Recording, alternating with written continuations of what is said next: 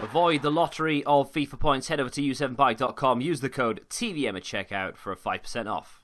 What is going on, guys? TVM here. Welcome back to another video. Today we're going to look at the top Premier League transfers and their predicted ratings for FIFA 20. And by top, I don't necessarily mean all of the top. I mean the top from each individual club. Some clubs didn't make transfers.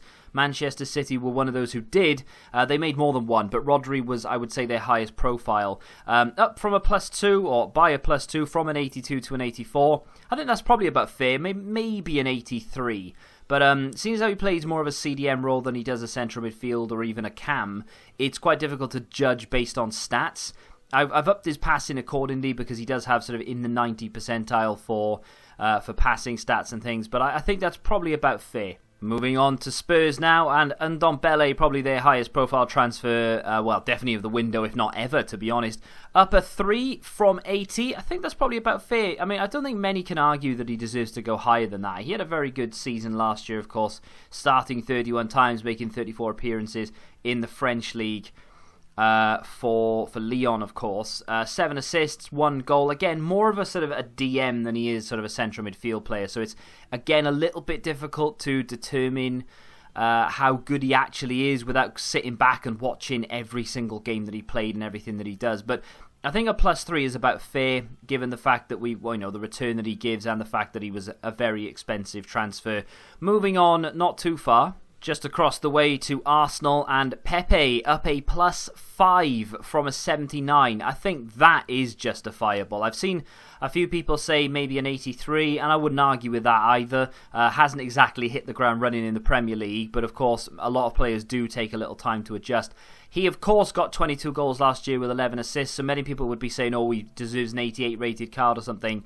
Let's calm down a little bit, right? The French League, no disrespect, is nothing compared to the likes of La Liga or the Premier League in terms of quality, outside maybe the top 2 or 3. So I think he would probably need to spend at least 1 or 2 seasons in the Premier League proving himself before seeing a massive rise.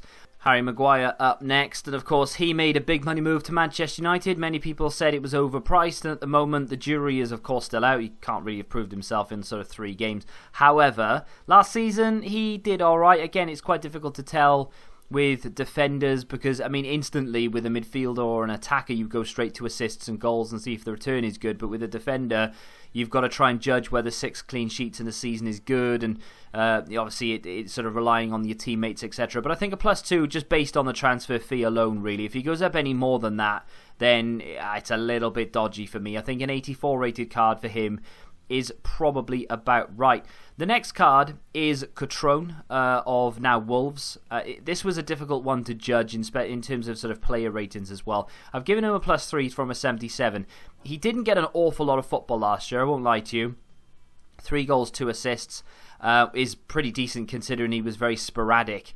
His scoring frequency, however, is every 485 minutes. I don't think he's played this season for Wolves, has he? If he has, it's sort of like 2 token substitute appearances at the end. So again, the jury's still out, but I think bumping him to an 80 just based off the transfer should be about right.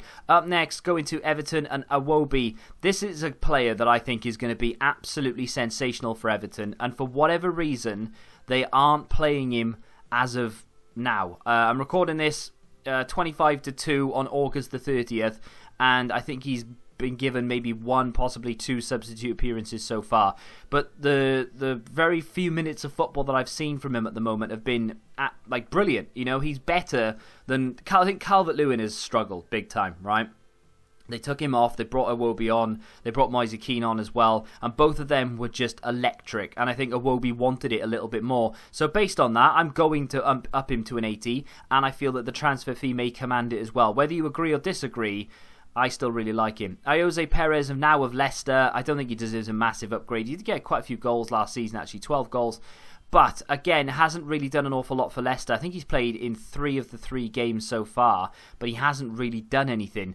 I can't really judge him on 3 games, and of course last season he got 12 goals and 2 assists, so maybe judge him on that and up him to, I don't know, what, 78, 79, possibly even an 80. I don't know, maybe that's a little bit too much. I think a 77 is pretty much justified, though. A +1 is just about right. Haller of West Ham up next. I've upped him from an 81 to an 83. I quite like him. I think he'll do well in the Premier League. He got 15 goals last season with 9 assists. Very good return.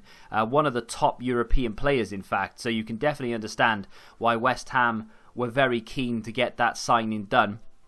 And I think he'll be a hit in the Premier League. He may take a little bit of time to get going, but ultimately, I think he's going to be a very good player. He's scored a couple of decent goals so far this season, so +2 is about right. I mean, you could argue maybe a +4, but it wasn't quite on the level of Pepe, was it? So, yeah, 83 is about right. Moving on very briefly to the new Watford signing, and in fact one of their only signings, Sarr, from I believe it was Stade Rennais.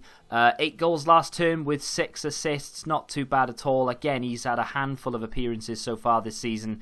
Not a lot of minutes, really. Considering he was only a 76 rated anyway, I've given him a +2, again for his move to a quote-unquote bigger league, and a relatively successful season last year. So I think a +2 is about right. Anything more than that would be punching slightly. Moving on to a very controversial player right now, and that is Joelinton. I don't understand for the life of me why the commentators call him Joe Linton. Can anybody explain to me why they split his name into 2? Joe Linton? Doesn't make any sense. +9 looks drastic, but of course he was a 69 rated card in FIFA 19, and then he had a Future Stars. I've upped him to a 78. I think that's probably about right. Maybe you could argue an 80, and I wouldn't argue against you. He's got a few appearances for Newcastle under his belt. Controversial in the terms of the signing in general. A lot of people say it was overpriced. Other people were saying it was good business. Obviously Newcastle under the microscope very often when it comes to transfers anyway, but I like him and I think he'll come good. Just be patient. Adams up next, formerly of Birmingham, now of Southampton, and I fear for Southampton more than anything else because they've been known, shall we say, to take on raw talent and then harness them into machines and then selling them on for big bucks, which is all well and good, you know, earning a lot of money for the likes of Van Dijk and Mane, etc. But then you are a team who is literally just building players and selling them on and not using them yourself. So I'm hoping Adams comes good for them and stays true to Southampton and stays there and actually does well. But I do fear for someone like this who will just sort of use Southampton as a stepping stone. Moving on to Billing, up +7, still only a 75 rated card though. I remember using this guy back, I can't remember what FIFA it was. I don't even think it was last year. FIFA 18 maybe. I think I used him in like a tallest player. I think he's 6'7" or something ridiculous like that. He's now plays for Bournemouth, of course. Didn't have a tremendous season last year on paper for Huddersfield, but I think, you know, every player in this list kind of deserves to be a gold card, whether it be a 75 or an 85 or even a 95. Maybe not so much 95, but Billing up 7, I think, is probably justified. Moving on to one of my favourite players in the Premier League at the moment, Trossard. This guy is a joy to watch. He got a little bit, I suppose unlucky is the word I'm looking for, with a couple of VAR decisions so far this season. But definitely one of the, not the highest rated players in the list, but I would say a player that's gone up steadily from a 78 to an 81. Made that move, of course, from the Belgian League. Has hit the ground running, relatively speaking, in the Premier League. His record on the right is actually from the Premier League because SofaScore don't keep the Belgian League records. Apparently, they're not important enough. But either way, I think that's a very good signing. Ollie McBurney, formerly of Swansea, now of Sheffield United, up a 7 from a 71 to a 78. I think that's fair. I've literally just taken his inform card and I've just used that, essentially. So the stats may vary here or there, but that was his 78 rated inform with Swansea. I think that's fair enough. I mean, 22 goals last season with 4 assists. It's very Shea Adams-esque. So, yeah, why not indeed? I think that's it's a good return, and of course he's already started scoring in the Premier League, so definitely worthy of that 78 rated. And finally, the final player on the list is Wesley of Aston Villa. He's taken a little bit of time to get going, and again the stats on the right hand side They're of the Premier League, not of the Belgian League, because SofaScore hate Belgium. So +2 from a 78 to an 80. I think that's probably justified. Very nice physical player, not the quickest, but still very good in front of goal. Nice physical stats, as I've just mentioned. I say, taking a little bit of time to get going. He's got 1 goal in 3 appearances so far, so it's not that bad. But Aston Villa have been playing very, very well. So the fact that he hasn't scored yet up until the last game that they played was a little bit of a shock to me. But either way, I'm alright with it, and I think +2 is justified. A very nice list of players there, if I do say so myself. If your club is missing, i.e. Liverpool or Crystal Palace or even Norwich, then your club didn't sign anyone significant to make the list.